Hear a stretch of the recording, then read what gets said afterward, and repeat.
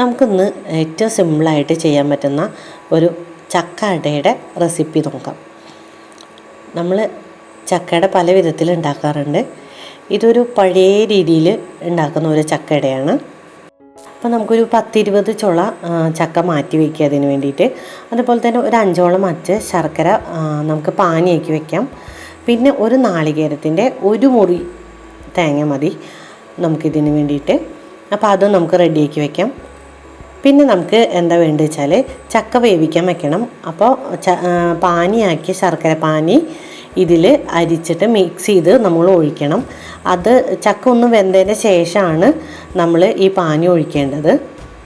റെഡിയാക്കി വെക്കേണ്ട ഒരു സംഭവം എന്താ വെച്ചാൽ ചുക്ക്, അതേപോലെ തന്നെ ഏലക്കായ, പിന്നെ നല്ല ജീരകം കുറച്ച്, പിന്നെ കുറച്ച് ഒരു 1/2 ടേബിൾ സ്പൂണോളം പഞ്ചസാരയും കൂടി ഇട്ടിട്ട് നന്നായിട്ട് പൊടിച്ച് വയ്ക്കുക. ചക്കയിലോട്ട് നമ്മൾ ശർക്കര പാനി ഒഴിച്ചത് ആ ഒരു മിക്സർ നന്നായി വെന്ത് കഴിഞ്ഞ് കഴിഞ്ഞാൽ അതൊരു ബൗളിലോട്ട് മാറ്റുക. എന്നിട്ട് ഒരു നുള്ളു ഉപ്പ് ഇട്ട് കൊടുക്കുക. ഇനി നമുക്ക് ഇത് എന്താ വേണ്ടി വെച്ചാൽ ഇതിലോട്ടാണ് പൊടി കുഴക്കേണ്ടത്. നമ്മൾ പൊടി ഇതിലോട്ട് മിക്സ് ചെയ്തിട്ടാണ് ചേർക്കേണ്ടത്. അപ്പോൾ നമുക്ക് ഒരു ഗ്ലാസ് അരിപ്പൊടി ആദ്യം ചേർത്ത് നോക്കാം. എന്നിട്ട് വെള്ളത്തിൻ്റെ അളവൊക്കെ എങ്ങനെയാണ് എന്ന് നോക്കിയിട്ട് നമുക്ക് നെക്സ്റ്റ് 1 കപ്പും കൂടെ ചേർത്ത് കൊടുക്കണം. നമ്മൾ ടോട്ടലായിട്ട് 2 കപ്പ് അരിപ്പൊടിയാണ് ഇതിന് വേണ്ടി ചേർക്കുന്നത്. അപ്പം നമുക്ക് നോക്കുക, ഇപ്പോൾ സപ്പോസ് വെള്ളം കൂടിയെങ്കിൽ കൂടി നമ്മൾ പേടിക്കേണ്ട കാര്യമൊന്നുമില്ല. ഒരു 1/2 കപ്പും കൂടെ അരിപ്പൊടി ചേർത്ത് കൊടുത്താൽ മതിയായിരിക്കും. അപ്പോൾ അതായത് പറഞ്ഞു വരുന്നത് എന്താ വെച്ചാൽ ഒരു കൃത്യമായ കണക്ക് നമ്മൾ നോക്കണ്ട. നമ്മൾ ശർക്കരയിലൊക്കെ വെച്ച വെള്ളവും അതേപോലെ ചക്ക വേവിച്ച വെള്ളവും അപ്പോൾ അതിനെ ഡിപ്പെൻഡ് ചെയ്തിരിക്കും നമ്മൾ അരിപ്പൊടി ചേർക്കേണ്ടത്.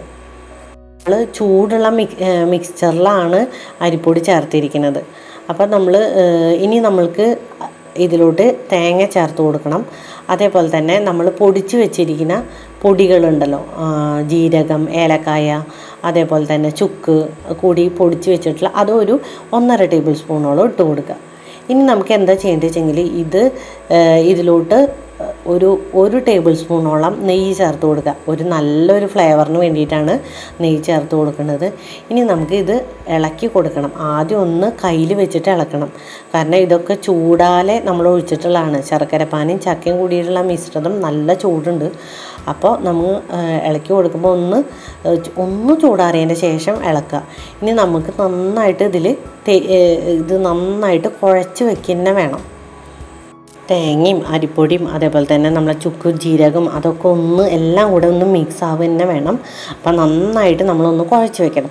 എന്നിട്ടാണ് നമുക്ക് പരത്താൻ നോക്കേണ്ടത്. അപ്പം നമ്മൾ ഇലയൊക്കെ നന്നായി തുടച്ചിട്ട് നമുക്ക് ഒരു സെൻറ്റർ പോർഷൻ നോക്കിയിട്ട് നമുക്കൊരു ഉണ്ട വെച്ച് കൊടുക്കാം. എന്നിട്ട് കുറച്ച് വെള്ളം ചേർത്തിട്ട് നമുക്കിങ്ങനെ അതിനെ പരത്തി കൊടുക്കണം. പിന്നെ നമ്മളിതിൻ്റെ ഉള്ളിൽ ഒരു ഫില്ലിങ് വെക്കണില്ല. അതുകൊണ്ടാണ് പറയുന്നത് നന്നായി കുഴയ്ക്കണമെന്ന്. ഇതിൻ്റെ എല്ലാം അതിൽ മിക്സായിട്ടുണ്ടായിരിക്കണം. അങ്ങനെ നമുക്ക് ഓരോ ഇല ഇതേപോലെ പരത്തിയിട്ട് ഇങ്ങനെ വെള്ളം ചേർത്ത് പരത്തിയിട്ട് നമുക്ക് ഓരോ ഇല ഇതേപോലെ ചെയ്തെടുക്കാം. കനം കുറച്ചിട്ട് പരത്താൻ ശ്രദ്ധിക്കണം.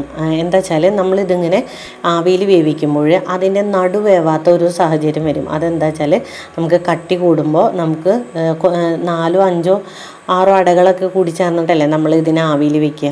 അപ്പോൾ അതിൻ്റെ സെൻട്രൽ പോർഷൻ ഒരു വേവാത്ത ഇത് വരുന്നത് എന്താ വെച്ചാൽ നമ്മൾ നല്ല തിന്നായിട്ട് പരത്തിയാൽ മതി. ഇനി നമുക്ക് ഒരു സ്റ്റീമറോ എന്തെങ്കിലും നമ്മൾ ഇഡലി ചെമ്പോ എന്തെങ്കിലും എടുത്തിട്ട് നമുക്ക് ആവി കയറ്റാം. അപ്പം നമുക്ക് ഓരോന്നായിട്ട് ഇങ്ങനെ അടുക്കിയിട്ട് നമുക്ക് ക്യാപ്പ് അടച്ചു കൊടുത്ത് ഒരു 15-20 മിനിറ്റ് സിമ്മിലിട്ട് വയ്ക്കുക. അപ്പം നമുക്ക് നമ്മളെ സെൻട്രൽ പോർഷനൊക്കെ നന്നായി വെന്ത് കിട്ടും. അപ്പോൾ നമുക്ക് ഒരു 15 മിനിറ്റോളം വെയിറ്റ് ചെയ്യാം.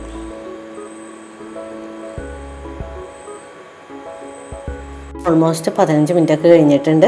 നമ്മളെ ചക്കട എങ്ങനെയുണ്ടെന്ന് നോക്കാം. നമ്മളെ ചക്കട നല്ല സോഫ്റ്റായിട്ട് ഇരിക്കുന്നുണ്ട്. നല്ല നെയ്യിൻ്റെ മണക്കുള്ള നല്ല ടേസ്റ്റി ആയിട്ടുള്ള ചക്കടയാണ്. അപ്പോൾ ഇതെല്ലാവരും ഒന്ന് വീട്ടിൽ ട്രൈ ചെയ്യണം. എല്ലാവരും ഇതൊന്ന് ഉണ്ടാക്കി നോക്കിയിട്ട് അഭിപ്രായം പറയണേ.